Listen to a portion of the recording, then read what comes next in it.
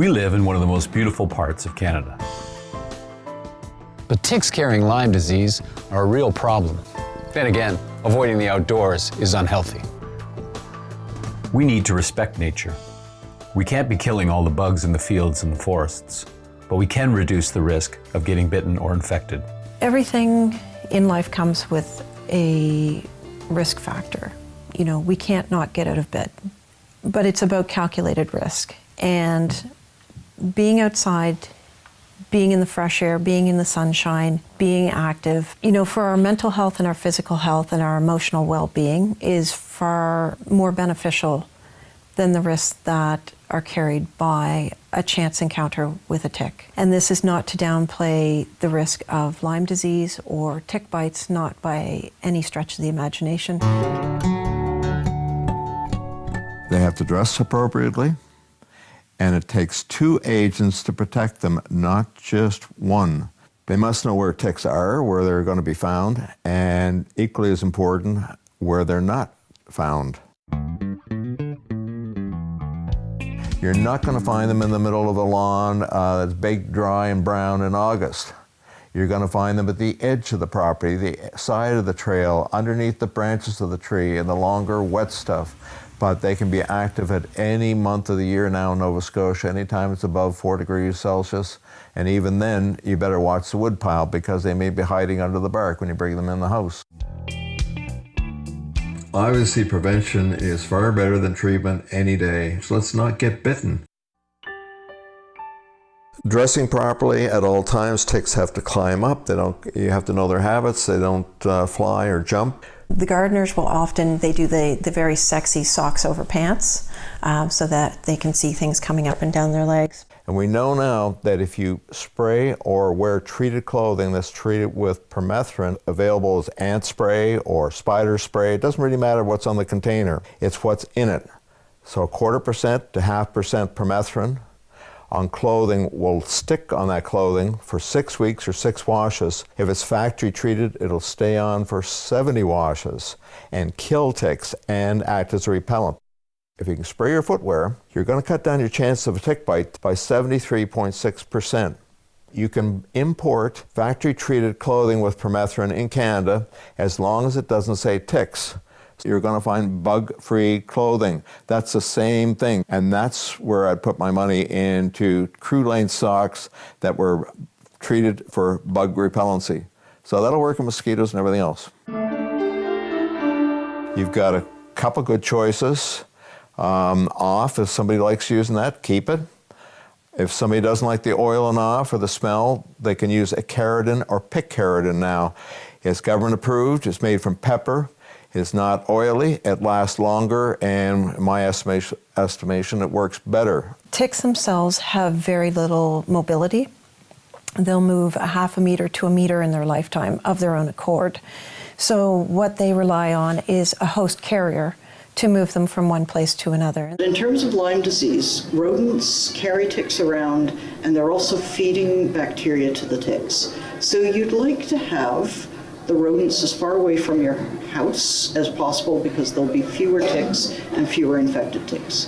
There are plants that not only do ticks not like them, but there's certain plants that mice and other small mammals don't like. And by planting these, you help to ward off animals from coming into your yard. When you take away dark, damp, wet places for voles and moles, you take away a home for major tick carriers. Get rid of your leaf litter, clean away sticks and branches. It's a real balancing act to keep a short enough lawn that it becomes inhospitable to ticks, long enough not to kill your lawn. Mulching with either bark mulch or stone barriers.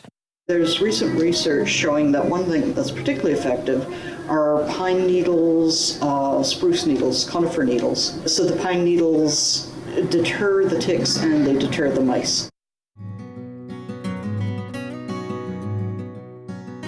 You do have to do tick checks when you get home, strip, look, have a shower if you possibly can, wash that tick off. You must check yourself, and you must do it religiously. whether you like it or not. But you've got time. It takes some time for that tick to crawl around to find the place that it wants to latch onto. And then once they're filled up enough, the bacteria are ejected through their salivary glands back into the person. So this takes a number of hours. If you can keep the tick off, that's the best. But it's basically personal protection in here and constant vigilance. For a couple, that's easy. I'm finding for one person, a tick check is a little hard to see some of these places because where the tick bites is a place where the sun doesn't shine. A few tips here for tick removal. Let's pretend this balloon is a tick embedded in your body. Okay, here's the body of the tick and the head underneath the skin. By the way, if you've got a tick this size embedded in your body, you've got a bit of a problem.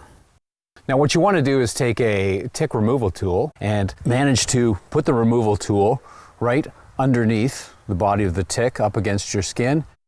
Squeeze and pull straight up. That way the tick will be removed and will not vomit bacteria into your body. Most of your tick troubles after this point will all fly away. You do not want to grab the body, particularly if it's already started to feed. Those bacteria that take hours normally to move from the tick's digestive system into its salivary glands and into you, as it regurgitates the blood meal, are suddenly squeezed directly into you. So that is a common problem. If it's on your clothing, you can use a lint roller, you can use some tape, you can use duct tape if you want to get them off the fur of a pet. They produce a local anesthetic. They can take on one of these blood meals and hang on to you for 5 days, 7 days before they fall off, and you won't even know that they were there.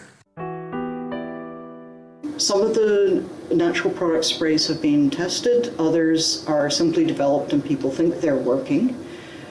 Two things to keep in mind. One is that no preventative will work 100%. And if it hasn't been tested, what you're doing right then is testing it, but you have to make sure that it's working by doing tick checks anyway. The other issue with natural products is if you can smell it, that means that they're evaporating from your body, which means they're not on your body anymore, they're in the air. So you do need to reapply quite a bit more frequently than with a commercial product. To do scientific testing is fairly pricey, so it tends to be done for commercial products which can be sold for a profit to recoup that expense, all of which is a complex way of saying the testing on whether garlic works or not isn't extensive. So if it works for you and you like garlic, go for it. You might wish to consult with any romantic partners about the subject, but if nothing else, it keeps vampires at bay. One of the consumer reports in the US has tested a number of tick repellents. They do this every year. And there are a number of new products that are using picaridin, which is the active ingredient in black peppers. It's what makes it peppery. And that outperformed DEET. There's a synthetic version of that called icaridin. Take the P off and you can make more money out of it.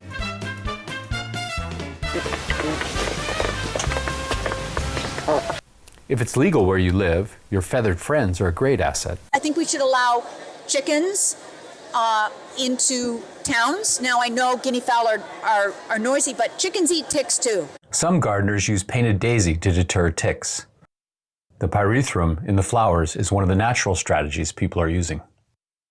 So I like to show people something they can do around their properties and make tick tubes. That's empty toilet paper tubes and dryer lint.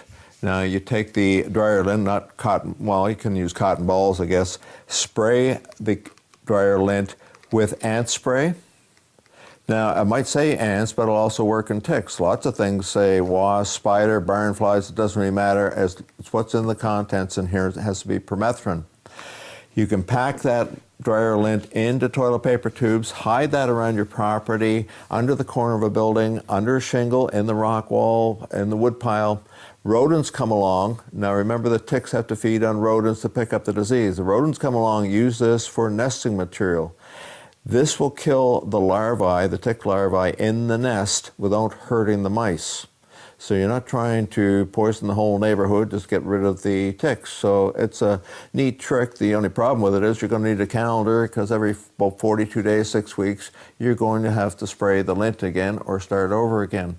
So it's not perfect, because other animals can bring ticks into the yard and they can fall off of birds, but I've seen it done in this area to the point where I can't detect ticks on the property. So the place where I expected to find ticks, I couldn't, and the lady claimed it was because of tick tubes, and she learned this from our entomologist 10 years ago here in Lunenburg County. One of the very effective tick repellents is permethrin. Its natural source, which comes from the painted daisy. Both of these are very good at repelling ticks and other insects. They are, however, toxic for cats, so don't spray permethrin on your cats or anything your cat will lick. For the powder, painted daisy, dried plants, make sure your cat can't eat it.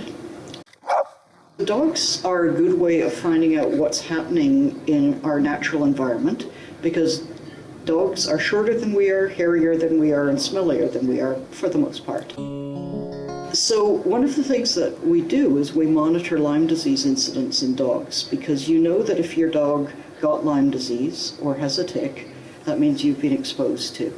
If you do find a tick, keep it in a Ziploc baggie in the freezer. Do not flush it. Untreated clothes can be put in the dryer on high for 20 minutes before washing. If you are bitten and know for sure it is the black-legged tick, if you have symptoms such as fever, sore joints, or rash bigger than 5 centimeters, see your doctor or go to a walk-in clinic. Early treatment is important. I was reading a lot about herbs, and there is some evidence, but not definitive. It's probably mostly testimonial, but they are doing studies on it now, that Japanese knotweed is a preventative and a treatment. I learned this from landscapers who've been doing this for 20 years. There are hundreds of ideas for preventions and cures out there, but be careful. Most of them are unproven. One woman recently said that she takes stevia and no ticks bother her. There's a pet store that sells amber necklaces for dogs and cats. Some gardeners wear them too. There are many anecdotal remedies and repellents which have not been scientifically tested. You might think a repellent works because you haven't seen a tick or become sick. We recommend that you use deterrents that have been proven until these ideas get properly researched. I think the pressure needs to be applied to politicians. You know, this is a crisis for our area. People are getting sick. It will start to have an economic impact.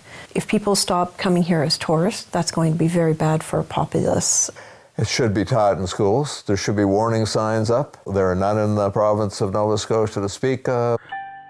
So frequent tick checks, showering, and dressing appropriately. Don't rely on one thing like your favorite Deep Woods Off and its own. There's nothing wrong with it. It just doesn't work well enough by itself. So tick bites can be reduced, but it's by knowledge, by education, by understanding. Getting outside, hiking, being on the water, being in the forest, being on the land is important. We just need to do it safely. When I go canoeing, I wear a life vest. I'm a strong swimmer, but things can happen. When I go hiking, I'm going to use tick repellent. I'm going to do tick checks afterwards because things can happen. Please check out our Facebook page, Lunenburg Lyme Association, for more information.